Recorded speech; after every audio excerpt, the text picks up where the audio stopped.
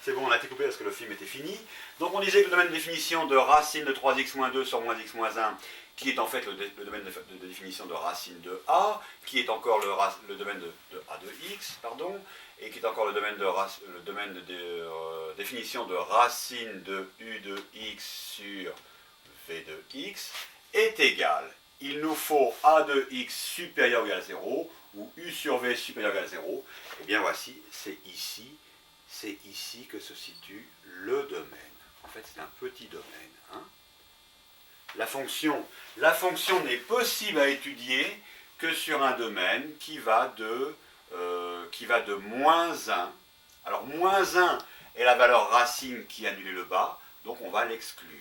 Hein. Moins 1 jusqu'à 2 tiers. Et 2 tiers, c'est la valeur racine qui annule le numérateur, mais elle est autorisée.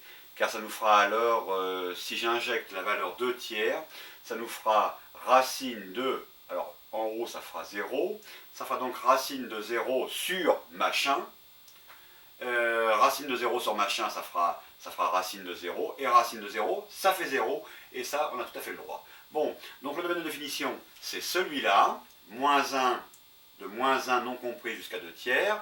On aurait pu l'écrire aussi en compréhension, qui est égal à l'ensemble des x appartenant à R, tel que, regardez bien cette fois-ci, tel que x soit compris entre quoi et quoi? Soit compris entre moins 1 et 2 tiers.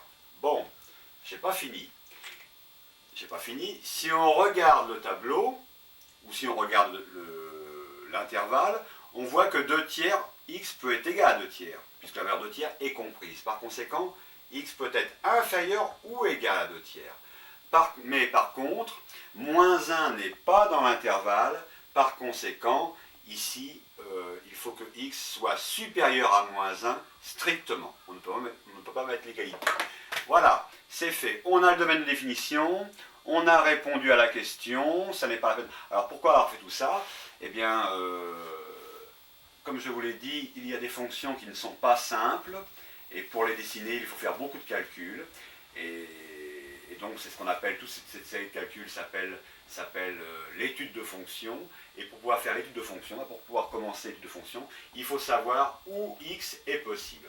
Ça veut dire encore, cet intervalle, ça veut dire encore, si je prends le repère orthonormé, voilà, si je prends le repère orthonormé, il existe la valeur moins 1 ici, hein, on retrouve 0 ici. 2 tiers, bon 2 tiers c'est un peu moins de 1, voilà. Et bien là, les x, seuls ces x là, et encore moins 1 est interdit, seuls ces x là sont autorisés. Donc ça veut dire que je ne sais pas à quoi ressemble la courbe, je n'ai aucune idée, mais la courbe, si elle faisait un dessin comme ça, elle s'arrêterait là, voilà. Il n'y a pas d'autre possibilité. Ou bien alors elle monterait vers un infini, comme ça, vers plus l'infini, et peut-être par là elle descendrait vers un moins l'infini. Mais en tous les cas, il n'y a pas, ce que je veux dire par là, c'est que pour tous ces x-là, eh ben, il n'y aura pas de dessin. Il ne pourra pas y avoir de dessin, hein, puisqu'ils ne sont pas définis. Voilà, on a fini. Je vais prendre vite fait. Voilà.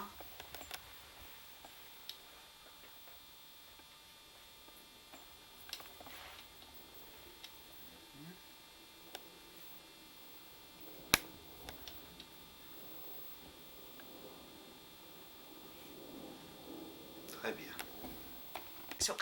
Bon, alors avant de continuer le nouveau domaine de définition, je vais vous présenter Madame Shimada, qui va aider Madame Miyashita, et Maiko-san aussi, Mademoiselle Maiko. Venez Madame Shimada, voilà, présentez-vous.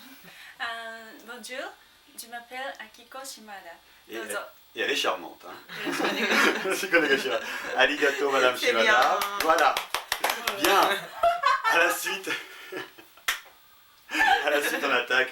on attaque la suivante, f de x égale racine de x2 moins 2x plus 3. Bon, racine de x2 moins 2x plus 3, on sait comment faire maintenant avec les racines.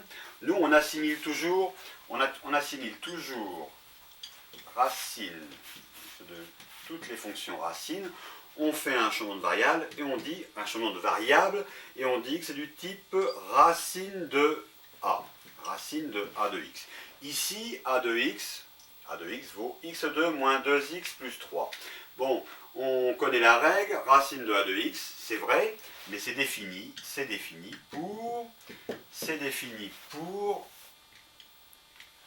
a de x supérieur ou égal à 0, c'est toujours le même problème. Donc la question pour nous, c'est de savoir quand a de x sera-t-il supérieur ou égal à 0.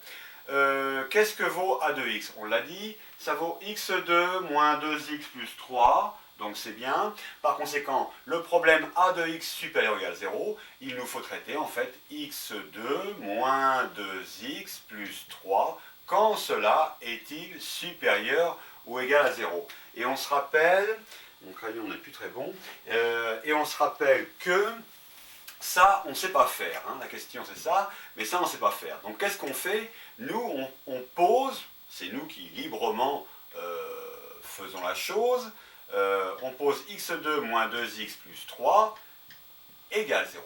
Enfin, on se pose la question, quand cela est égal à 0. Donc, ça nous entraîne à faire un delta. Delta qui vaut donc qui vaut b2 moins 4ac, ce qui nous fait donc du moins 2 au carré moins 4 fois a. Attention, a n'est pas nul, a vaut 1, fois c fois 3, ce qui nous fait donc un delta égale moins 2 au carré, ça nous fait donc du 4, et enfin, moins 4 fois 1 fois 3, moins 12. Tiens, ça nous fait un delta inférieur à 0. Delta est donc égal à moins 8. Par conséquent, ce qui entraîne que delta est inférieur à 0.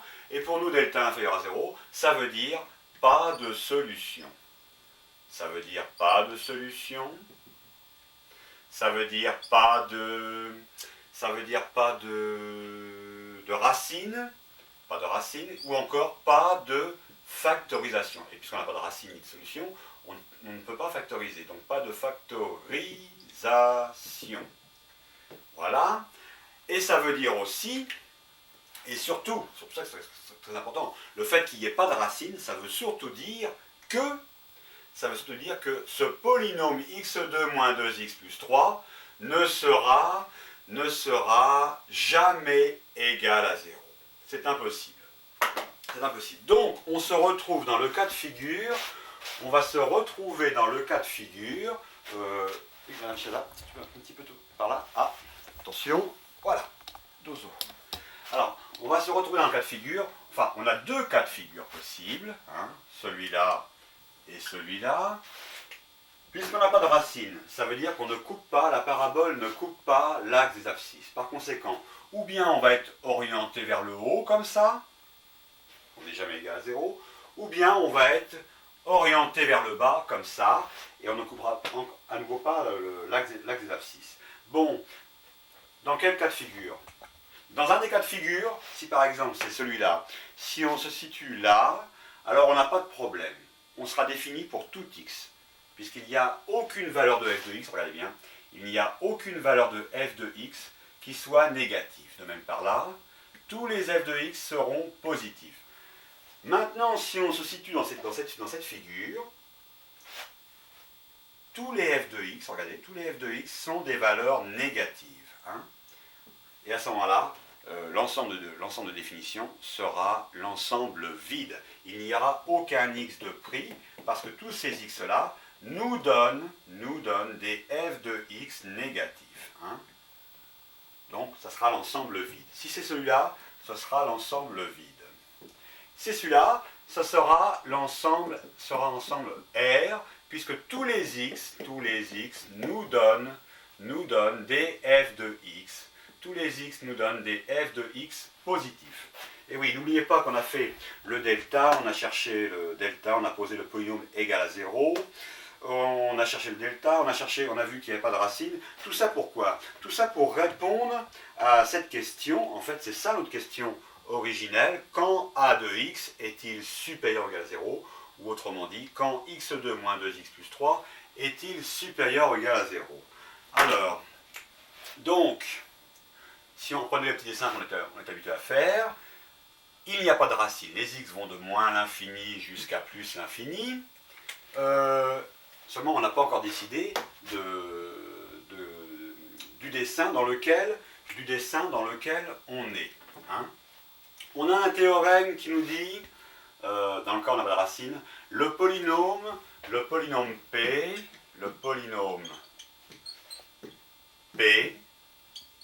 est toujours du signe de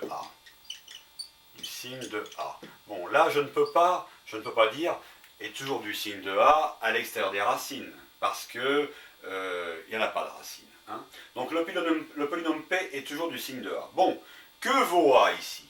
Que vaut A? Voilà. Que vaut A? Il vaut 1.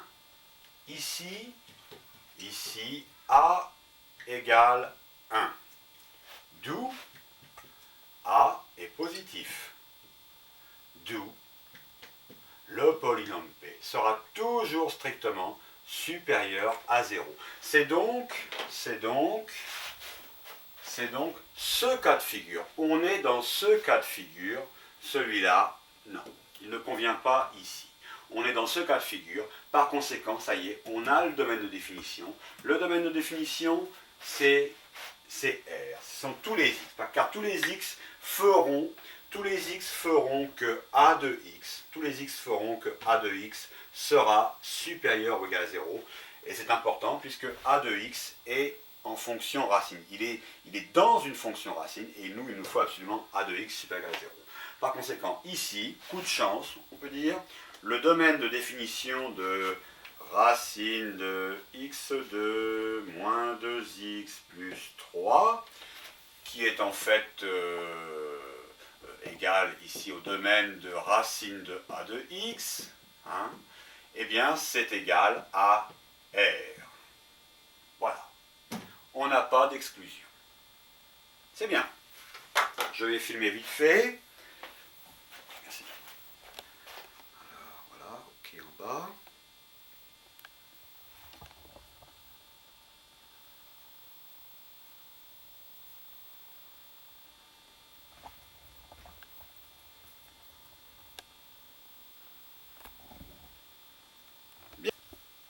Bien, on est parti et on suit la nouvelle fonction f de x égale racine de valeur absolue de x plus 1. Hein. Alors, pas de panique, hein. Y a des méthodes de travail et c'est pas du tout affolant. Hein. Voyons bien que la fonction racine de valeur absolue de x plus 1, hein, c'est du type racine de a de x, dans un premier temps. Bon, on sait pour nous que racine de a de x définit pour a de x supérieur ou égal à 0. D'où notre question, quand a de x est-il supérieur ou égal à 0? Bon, mais ici on pourrait affiner un peu mieux. Regardez bien. Valeur absolue de x plus 1, c'est a de x. On pourrait dire que a de x est du type lui-même valeur absolue de u de x. Hein.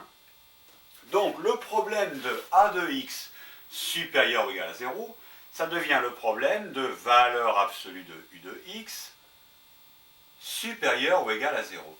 Et regardez là, c'est assez drôle parce que en fait une valeur absolue, les barres de valeur absolue ont pour but de donner une valeur positive toujours à ce qui est à l'intérieur des barres. Ainsi par exemple, si U, donc là c'est la question, hein, si U est positif,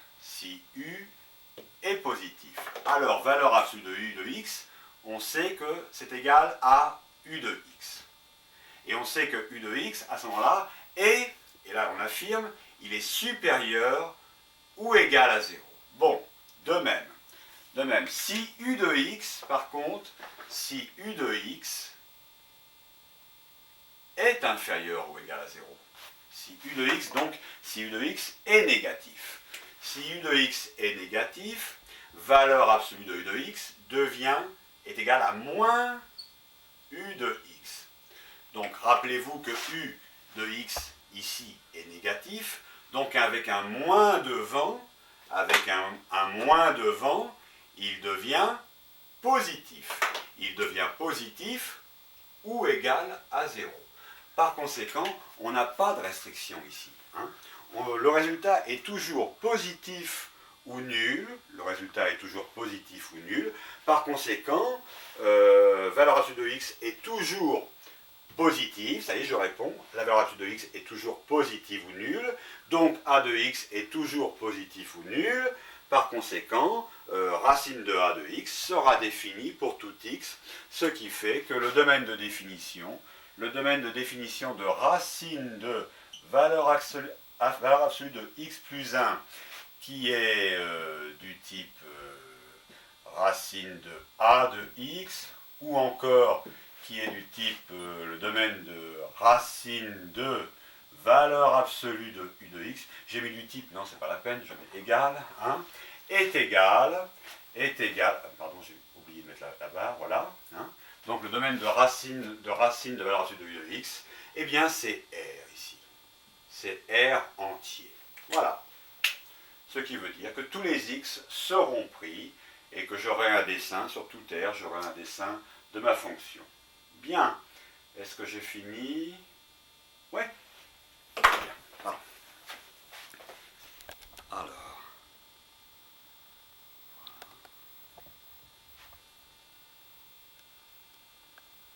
Alors, si on voit mal à l'écran, j'arrive à voir à la télévision, et par contre à la télévision caméra je ne vois pas, donc je relis. Domaine de racine de valeur absolue de x plus 1 est égal à domaine de racine de a de x, qui est égal au domaine de racine de valeur absolue de u de x, qui est égal à r. Hein. Et voilà, et on a le bas. N'oubliez pas que valeur absolue de u de x, quand on enlève les barres, hein, est égal à u de x si u de x est positif ou égal à 0. De même, si u de x est négatif, alors valeur absolue de u de x s'écrit alors moins u de x. Et n'oubliez pas que moins u de x devient un résultat positif. Donc là, ce que j'écris moins u de x supérieur ou égal à 0, c'est une affirmation. C'est une affirmation, ce n'est plus une question, c'est une affirmation. Bien. Alors, la fonction suivante, f de x égale log de x. Alors en principe, vous n'avez pas encore étudié la fonction log de x, vous l'étudierez l'année prochaine. Peut-être toi Yannick, sûrement tu en as eu des aperçus, mais pour toi Marcel, pour toi Laure et Jenna, bon vous, c'est en 3e année de gymnase, je pense que vous verrez la fonction log de x. Bon, eh bien j'en ai fait le dessin.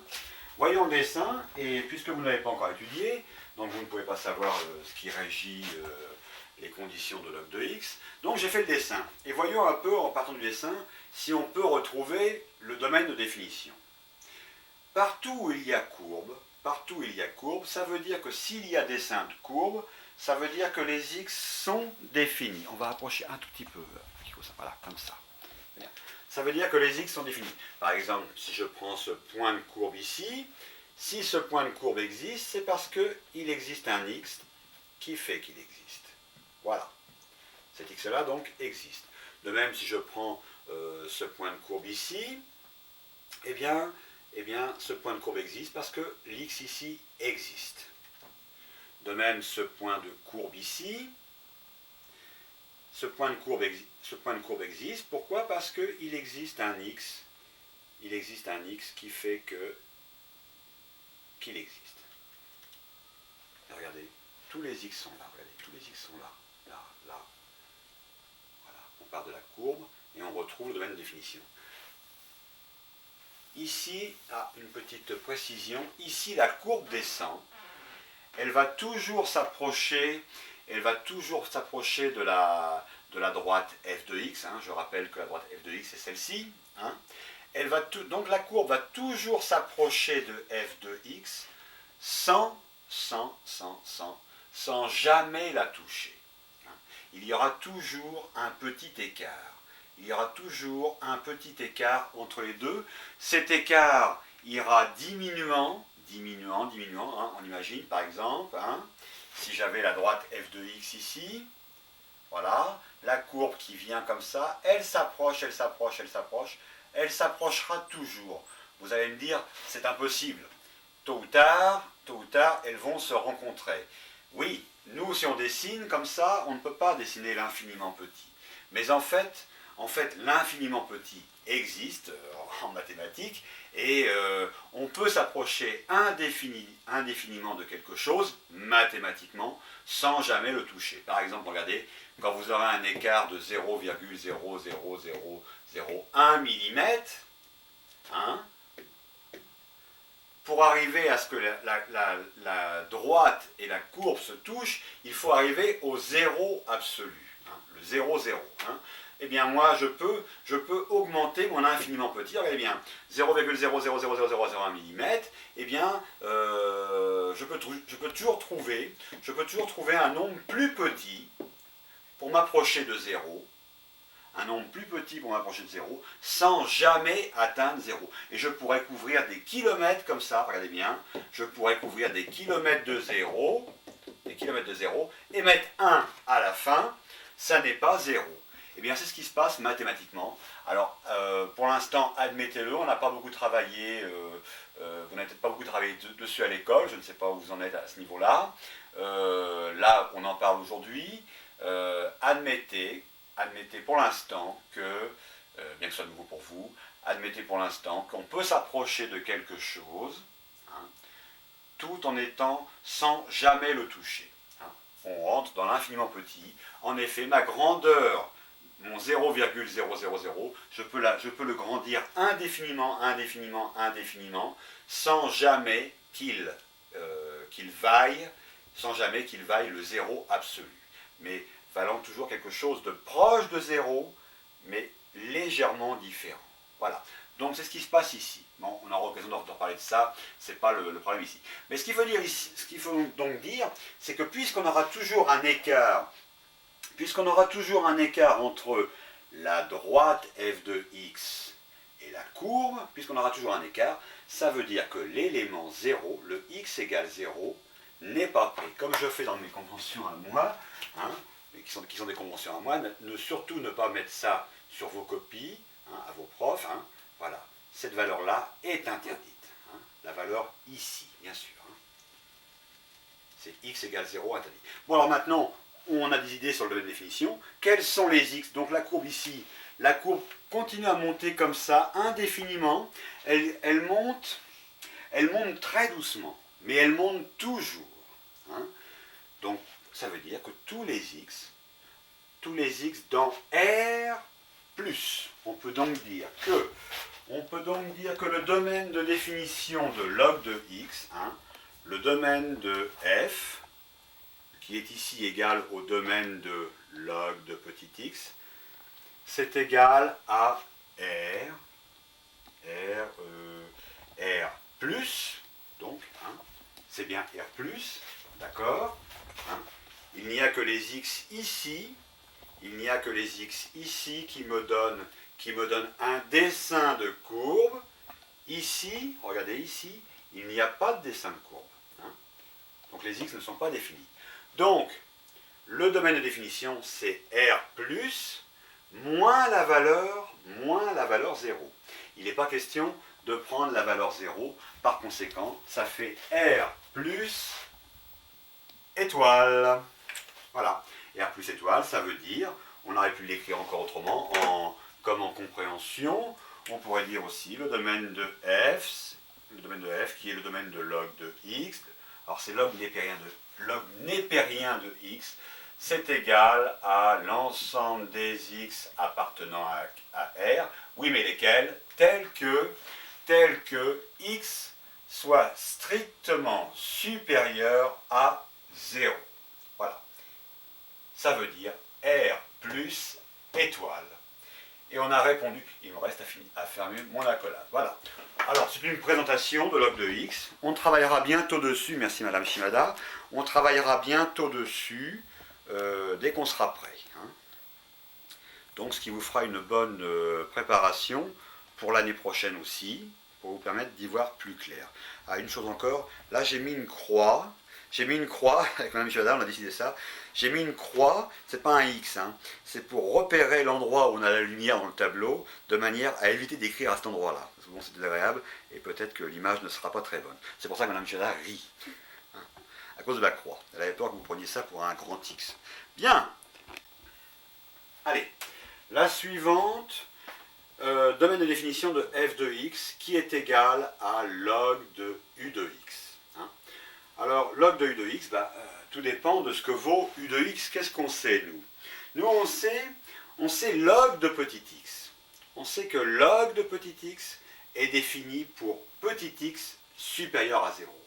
Mais pour log de u de x, c'est-à-dire u fonction de x, on ne sait pas pourquoi c'est défini. Cependant, regardez bien, log de petit x défini pour petit x supérieur à 0. Bon, on sait que x est variable, mais il ne faut pas oublier non plus que x, c'est un nombre. Bon, on sait que u de x est fonction de x. U est fonction de x. Mais il ne faut pas oublier non plus que u de x, c'est un nombre. Regardez bien, log de petit x défini pour petit x supérieur à 0, c'est-à-dire pour le nombre petit x supérieur à 0, il faut que le nombre soit supérieur strictement à 0. De même pour u de x.